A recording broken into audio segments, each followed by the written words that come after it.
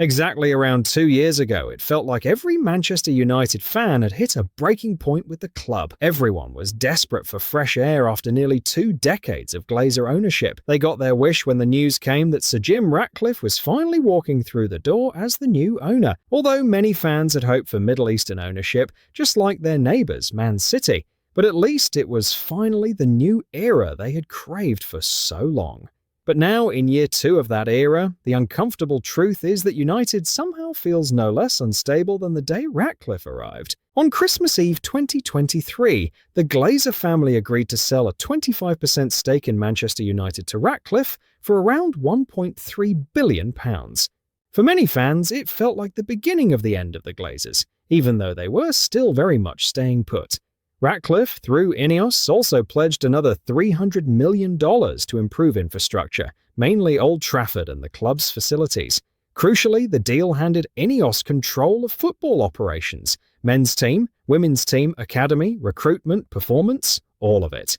That part mattered more to many fans than the percentage. The deal was fully completed in February 2024. With Ratcliffe's stake later rising to over 27% following further investment.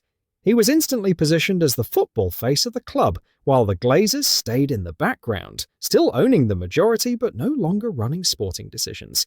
United fans wanted a proper football brain in charge, someone who understood elite sport and standards. Ratcliffe, who has owned several European clubs, sold that vision hard, and people bought into it. He got to work almost immediately. INEOS moved quickly to rip up the old structure. One of the biggest appointments was Omar Barada, who joined as chief executive after leaving Manchester City. That alone raised eyebrows across the league. I mean, Man City rarely loses senior executives unless something serious is happening. Dan Ashworth followed soon after as sporting director, arriving from Newcastle United after United paid compensation. Jason Wilcox was appointed technical director earlier in 2024. Alongside them was Sir Dave Brailsford, Ratcliffe's longtime ally, known for marginal gains and ruthless efficiency. On paper, it finally looked like a modern football club. There were clear roles, clear leadership, and actual football people making football decisions.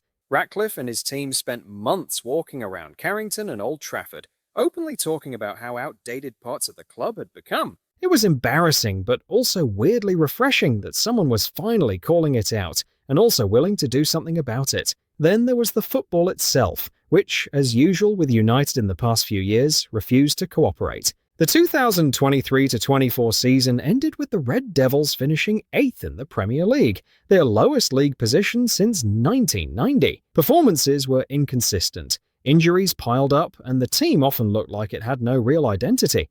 And yet, somehow, they beat their noisy neighbours Manchester City 2-1 in the FA Cup final. That single game changed everything. Erik ten Hag, who had been under serious pressure, kept his job and was later given a contract extension. The cup win bought him time and trust from the new leadership. The summer of 2024 was busy. United spent heavily again, backing the manager with players that fit his profile. Lenny Yoro arrived as a major investment for the future. Matthijs de Ligt and Noussair Mazraoui were brought in from Bayern Munich, players Ten Hag trusted from his Ajax connections. Joshua Zirkzee joined to add something different in attack. It was another window that pushed spending past £200 million. Once again, the message was clear that this rebuild was being taken seriously. At least that's what everyone thought. When the new season kicked off, the same old problems showed up. United was still inconsistent. Performances swung wildly from one week to the next. Injuries didn't help, but neither did the lack of a clear style that actually worked against top opposition. Despite the new structure upstairs, the team on the pitch often looked disjointed and fragile. Erik ten Hag was eventually sacked in late October 2024. The man Ratcliffe pushed hardest to replace him was Portuguese and Sporting CP coach Ruben Amorim. And Amorim, by reputation and by history, was not a flexible coach to say the least. At Sporting, he had built his success around a very specific idea: a 3-at-the-back system, usually a 3-4-3, drilled relentlessly until players either adapted or dropped out. He didn't tweak much. He didn't compromise much. It worked brilliantly in Portugal, but plenty of people inside United had doubts it would translate smoothly due to the profile of players available. Ratcliffe was warned, and executives were told clearly that reshaping United's squad to fit Amorim's system would cost serious money. Millions the club didn't really have, especially with financial fair play tightening and years of losses behind them. There were also concerns inside the club, and some with contacts at other clubs who had considered Amorim felt his staff were too young and too inexperienced for a job of this size. Still, Ratcliffe pushed ahead. On the pitch, things did not improve quickly. In fact, they got worse before they got better. And even when they got better, it never really convinced anyone. United finished the 2024-25 Premier League season in 15th place, their worst ever finish in the Premier League. That alone was shocking. They did at least reach the Europa League final, but even that ended painfully, with a 1-0 loss to Tottenham Hotspur, who, surprise, finished 2 spots behind United in the league table at 17th, their worst season ever, and no European football because they couldn't beat a Spurs side that was relatively worse than them. That probably should have been enough to put a stop to the Amorim era. Despite all of that, the club spent heavily again in the summer of 2025. More than £200 million went out the door. Benjamin Sesko arrived for over £60 million. Brian Mbeumo came in for a similar fee. Matheus Cunha also cost more than £60 million. Goalkeeper Seny Lamens joined for over £18 million. It looked like backing the manager, but it also raised an obvious question. If the club was so careful with money, why did it keep spending like this? Behind the scenes, things were already messy. Dan Ashworth left his role after only months. Ratcliffe later brushed it off as a chemistry issue. But inside the club, it was seen as another sign that the new structure wasn't settling. Behind the scenes, though, there were financial mixed feelings. In the first quarter of the 2025-26 season, United actually posted an operating profit of £13 million, compared to a £7 million loss the year before. But there was a sting in the tail. Net debt passed £1 billion for the first time since the Glazers took over. Then there was the stadium. Ratcliffe made it clear early that he preferred a new build rather than patching up Old Trafford. In March 2025, the club unveiled plans for a brand new 100,000-seat stadium next to the existing ground. The projected cost was around £2 billion. Ratcliffe called it the world's greatest football stadium and described it as a Wembley of the North. The target was completion in 5 years, aiming for the 2030-31 season, after which Old Trafford would be demolished. But while news of that no doubt made fans excited, what was happening on the football pitch left much to be desired. By the halfway point of the 2025-26 season, results under Amorim were awkward rather than disastrous. United were 6th in the Premier League. On paper, it didn't scream crisis, but digging deeper and the numbers look really ugly. Amorim had managed 63 games, winning 24, drawing 18 and losing 21. His win rate sat at just over 38%. In the Premier League alone, he won just 15 of 47 matches. Yeah, 15. That was the lowest win percentage of any permanent United manager in the Premier League era. Frustrations grew around everything. Tactics, players struggling to adapt to the system, transfers that didn't quite line up. A failed January bid for Antoine Semenyo from Bournemouth didn't help. It reached a breaking point. After a 1-1 draw with Leeds United on the 4th of January, Amorim said this. We receive selective information about everything.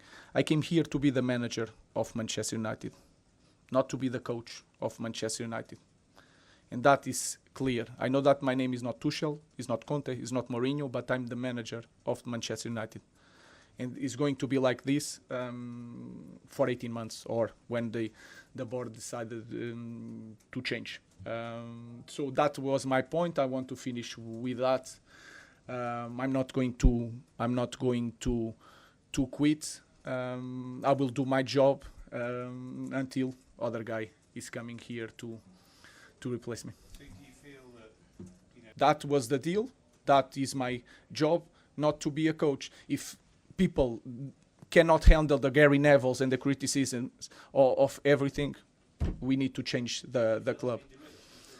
No, guys, I just want to say that I came here to be the manager of Manchester United, not to be the coach. And every department, the scouting department, the sport director needs to do their job. I will do mine for 18 months and then we move on. The target was obvious, and it landed badly. Less than 24 hours later, the directors met Amorim at Carrington and told him he was done. Darren Fletcher stepped in as interim manager. The breakdown had been coming for a long time. Amorim clashed repeatedly with Wilcox over tactics. After United beat Newcastle 1-0 with a back four on Boxing Day, Wilcox questioned why Amorim reverted to a back three against Wolves 4 days later, especially when Wolves arrived with just 2 points from 18 games. His refusal to fully adapt his system became a problem, and the Ratcliffe faith or gamble didn't work out. Just in March 2025, Ratcliffe publicly praised Amorim, calling him an outstanding young manager and suggesting he would be at the club for a long time. Less than a year later, Amorim was gone, dismissed only 14 months after United triggered his almost £10 million release clause from Sporting of Lisbon. That alone raises eyebrows, but it looks even worse when you remember what happened just before him. Ten Hag was sacked in October 2024 after receiving a contract extension and £200 million to spend, justified by an FA Cup win. United then paid over £10 million to remove him and his staff. Sporting director Dan Ashworth, present at Ten Hag's dismissal, left 5 months later, costing over £4 million in compensation. All this happened while Ratcliffe's United pushed aggressive cost-cutting elsewhere. It all looked like expensive mistakes at the top. Ratcliffe's comments about Amorim came back to haunt him. For a historical and traditional club like United, when the owner says one thing publicly and the opposite happens months later, supporters notice.